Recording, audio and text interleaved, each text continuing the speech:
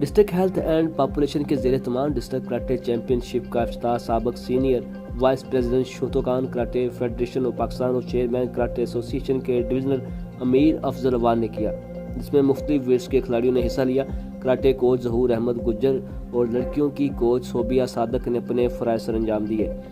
Divisional coordinator health and population Ashir Munir, district population officer Aftab Ahmed Awan, C O Sara Safdar اور زرعی sports officer Saima منظور نے کامیاب کھلاڑیوں میں انعامات تقسیم کرتے ہوئے کہا کہ معاشرے میں منفی رجحانات کے خاتمے کے لیے نسل نو میں صحت مندانہ سرگرمیوں کے فروغ کے لیے ہمیں اجتماعی جدوجہد کرنا ہوگی تاکہ ملک و قوم کا مستقبل محفوظ بنایا جا سکے۔ انہوں نے کہا کہ کراٹے جیسے کھیل نہ صرف ہمارے بچوں کی فزیکل فٹنس کے لیے ضروری ہیں، جس سے سیلف ڈیفنس کی طرح بھی پیش رفت ہوتی ہے، جو موجودہ دور کا اہم تقاضا ہے۔ صدر پریس کلب عبدالحنان چودھری سمیت اہم شخصیات نے شرکت کر کے کھلاڑیوں کو خوب داد دی اور سابق senior vice president Shotokan karate federation of Pakistan اور چیئرمین کراٹے ایسوسی ایشن سرگودا کے